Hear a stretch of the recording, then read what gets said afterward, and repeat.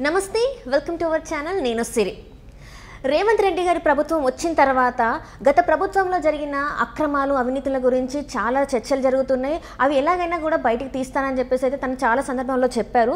అందులో మంత్రుల పేర్లు ఎమ్మెల్యే పేర్లు కూడా ఉన్నాయి. అయితే తాజాగా వస్తున్న పేరు అయితే తలసాని శ్రీనివాస్ యాదవ్ పేరు అయితే గట్టిగా వినిపిస్తుంది. సో ఆయన రేపు మాపు అరెస్ట్ అన్న వార్తలు కూడా వస్తున్నాయి. అసలు ఏం జరిగింది, ఆయన చేసిన అవినీతి అక్రమాలు ఏంటి, అందులో అసలు ఏముంది అనేది మనతో పాటు చర్చించడానికి మనతో పాటు ఉన్నారు ప్రముఖ సీనియర్ జర్నలిస్ట్ దుర్గా కుమార్ గారు. నమస్కారం సార్. నమస్కారం మసిరి, మన వీక్షకులకు కూడా నమస్కారం సార్. ఇప్పుడు చూస్తున్నట్టయితే మన గత ప్రభుత్వంని చాలా గట్టి ఓడించారు రేవంత్ రెడ్డి గారు, కాంగ్రెస్ని తీసుకొచ్చారు. ఇప్పుడైతే సార్ రేవంత్ రెడ్డి గారు ఎప్పుడైతే గెలిచారో అప్పటి నుంచి కూడా తనది ఏంటంటే ప్రజాభవన్ పెట్టడమే కావచ్చు, ప్రజలలో ఉండడమే కావచ్చు, అట్లానే తెలంగాణలో అవినీతి ఇంత జరిగింది అని చెప్పేసి ప్రతి ఒక్క ఎమ్మెల్యే ఎంత చేశాడు, ఎంపీ ఎంత అవినీతి జరిగింది అనేది తన దగ్గర ఒక చిట్టా ఉంది, నేను బయటికి తీసుకొస్తానని చెప్పి ఇప్పుడు ప్రముఖంగా వినిపిస్తున్న పేరు తలసాని శ్రీనివాస్ యాదవ్ గారి పేరు వినిపిస్తుంది.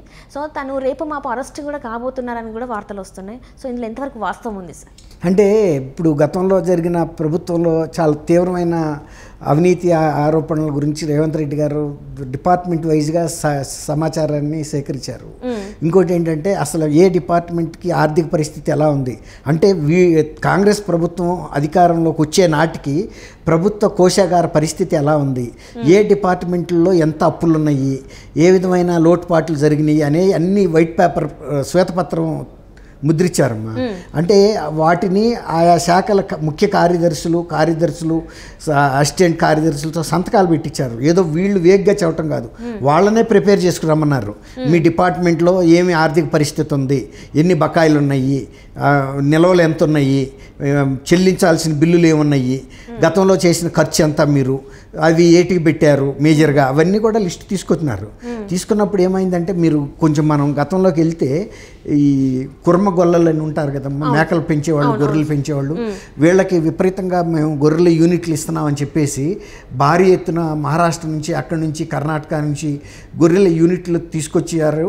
కొన్ని తెచ్చారు, కొన్ని తీసుకురాకుండా కూడా బిల్లులు చేసుకోవటం, ఇవన్నీ కొన్ని అక్రమాలు జరిగినాయి. అయితే వాటికి సంబంధించిన ఫైల్స్ ఇది శాంతినగర్ అని హైదరాబాద్లో మాసప్ ట్యాంక్లో ఉంది. వీటికి సంబంధించిన డైరెక్టరేట్ కార్యాలయాలు, వీటికి అక్కడ నుంచి ఆర్థికంగా వెళ్ళిన ఫైళ్ళు చాలా కొన్ని వందల ఫైళ్ళు మిస్ అయిపోయినాయి అని చెబుతున్నారు. ఎక్కువ మిస్ అయింది పశుసంవర్ధక శాఖకు సంబంధించినవి చెబుతున్నారు. నిజానికి అసలు పశుసంవర్ధక శాఖలో అంత అవినీతి జరగడానికి ఆస్కారం లేని శాఖ గతంలో ఎప్పుడు కూడా. మరి ఈసారి ఆ స్కీమ్ మీద ఎక్కువ డబ్బులు ఖర్చు పెట్టారు, ఎక్కువ ఈ యూనిట్లు ఇచ్చారు, కానీ ఆ యూనిట్లన్నీ కూడా గ్రామాలకు చేరలేదనే ఫిర్యాదులు కూడా ఉన్నాయి. తర్వాత యూనిట్లు ఇచ్చిన వాళ్ళ దగ్గర కూడా వీళ్ళు కొంత కిక్ బ్యాక్స్ తీసుకున్నారని, తర్వాత అవన్నీ కూడా సక్సెస్ఫుల్గా జరగలేదనేది ఒక ఆరోపణలు ఉన్నాయి గతం నుంచి కూడా. అది ఎందుకంటే ఇది చాలా విస్తృతంగా జరిగిన పంపిణీ.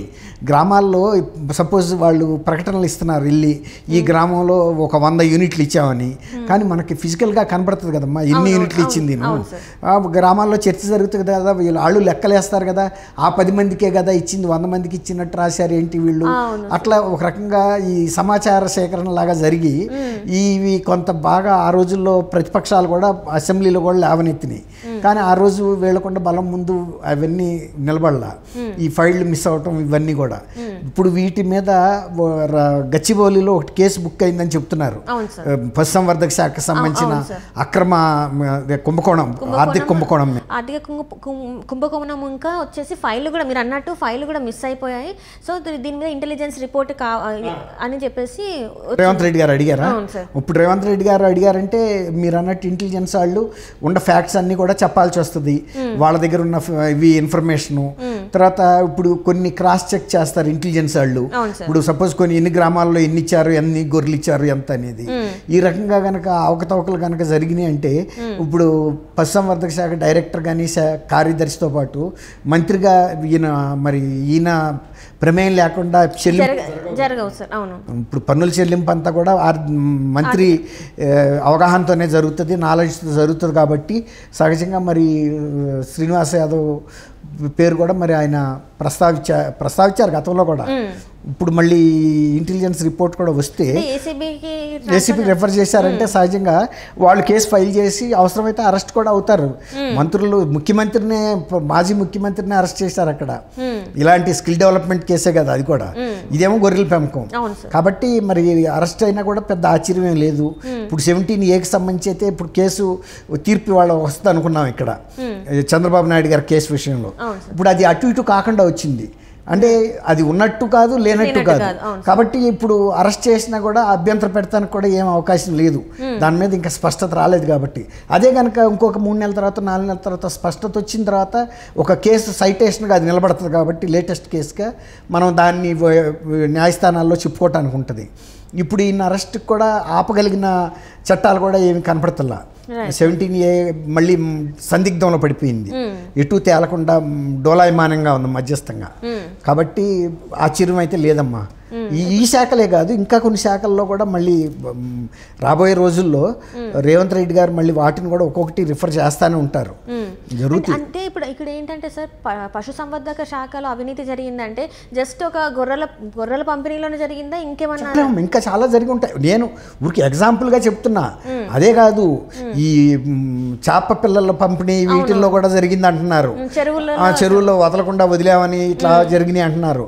అలా అనేకం. ఇప్పుడు పశుసంవర్ధక శాఖ అంటే ఇప్పుడు మటన్ అది కార్పొరేషన్ ఉంది కదా, గోట్స్ అండ్ షీప్ కార్పొరేషన్, తర్వాత పౌల్ట్రీ కూడా దీని కిందకే వస్తుంది. ఇట్లా అనేక శాఖలు ఉన్నాయి దీనిలో. వీటన్నిటిలోనూ చాలా అవకతవకలు జరిగినాయి. ఫండ్స్ కూడా బాగా ఇచ్చారు ఈసారి. ఎందుకంటే పశుసంవర్ధక శాఖకి ఇచ్చి గ్రామాల్లో మేకల గొర్రెల పెంపకాలని ప్రోత్సహించడానికి, చేపల పెంపకాలను ప్రోత్సహించడానికి ఫండ్స్ బాగా ఇచ్చారు. అంటే ఇవన్నీ కూడా బీసీ కులాలకు చెందిన వృత్తులు. సో బీసీలని ప్లీజ్ చేయడానికి చేశారు. కానీ బీసీ సంఘాల నుంచే ఫిర్యాదులు వచ్చినాయి. ఇవి మాకు ప్రభుత్వం రాలేదు, ఇవన్నీ కూడా అక్రమంగా చెప్తున్నారు, ఎక్కువ నంబర్ చెప్తున్నారు, ఇందులో అవకతవకలు జరిగినాయని వాళ్ళే ఫిర్యాదు చేయబట్టికే ఇప్పుడు ఈ ప్రభుత్వ దృష్టికి వచ్చినాయి. గతంలో కూడా బీఆర్ఎస్ ప్రభుత్వ దృష్టికి కూడా వచ్చినాయి. రాలేదని కాదు, పట్టించుకోలేదు. ఇప్పుడు నా ఊరు నేను వేసుకోమంటే వేసుకోను కదమ్మా. తలారీ వచ్చేస్తే వేయాలి. అందుకని నన్ను మీరు వాలంటరీగా స్వచ్ఛందంగా వెళ్ళి మీరు ఉరికంపం ఎక్కమంటే నేను ఎక్కుతానా? సద్దాం హుసేనే ఎక్కడు కదా. కాబట్టి తర్వాత వచ్చే ప్రభుత్వాలు ఎవరైనా ఇట్లాంటి బయటికి తీస్తారు. మన ఏ ప్రభుత్వానికి ఆ ప్రభుత్వం చేసుకోదు కదమ్మా. అట్లా బీసీ సంఘాల నుంచే వచ్చినాయి ఇవన్నీ. ఇఫ్ ఇన్ కేస్ తను తలసాని శ్రీనివాస్ యాదవ్ గారిని అరెస్ట్ చేస్తే, తను జైలుకి వెళ్తే ఇంకొంతమంది పేర్లు ఏమన్నా వచ్చే అవకాశం ఉందంటారా? ఇప్పుడు ఆయన ఒక్కడే చేశాడని అంటలేదు ఎవరు. రేవంత్ రెడ్డి గారు కూడా అండవు. ఇంకా చాలా శాఖల్లో జరిగినాయి. క్రమేపీ ఏదైతే మా దృష్టికి వస్తో వాటిని ఏసీబీకి రిఫర్ చేసి ఏసీబీ ద్వారా ఎంక్వైరీ చేసి రుజువులు ఉంటేనే చేస్తా అంటున్నాడు.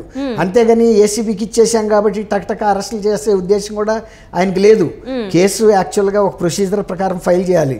ఇప్పుడు ఆంధ్రప్రదేశ్లో చంద్రబాబు నాయుడు గారి అరెస్టు ఒక పద్ధతి ప్రకారం జరగలేదని ఎట్లా అయితే అభ్యంతరాలు వ్యక్తమైనాయో అటువంటి అభ్యంతరాలు ఇక్కడ వ్యక్తం కాకుండా చట్టపరంగా కూడా రుజువులన్నీ చూపిస్తూనే రేపు కోర్టులకు వెళ్ళినా కూడా అవి నిలబడేటట్టుగా చూస్తారు తప్ప ఏదో ఒక పట్టుదల పట్టి ఆయన ఏదో పంతం పట్టి చేయట్లేదు. ఇది అది కేసీఆర్ గారి పట్ల కేటీఆర్ గారి పట్ల వ్యక్తిగతంగా ఉంటే ఉండొచ్చేమో కానీ ఇతర మంత్రుల పట్ల ఎవరి పట్ల లేదు. అయినా ముఖ్యమంత్రి అయిన తర్వాత ఆయన అది కూడా చెప్పాడు, నాకు ఎవరి పట్ల కూడా అటువంటి వ్యతిరేకత లేదు, నేను ఎవరి మీద వ్యక్తిగత కక్షతో వ్యవహరించను, వాళ్ళు చేసిన తప్పులు ఏమైనా ఉంటే వాటికి వాళ్ళు మూల్యం చెల్లించుకోవాలి తప్ప ముఖ్యమంత్రిగా నేను ఇక్కడ ఒక నామమాత్రపు పదవిలో మాత్రమే ఉన్నాను, నేనేం వ్యక్తిగతంగా ఎవరంట పడిచి వేధించే ఉద్దేశం నాకు లేదు.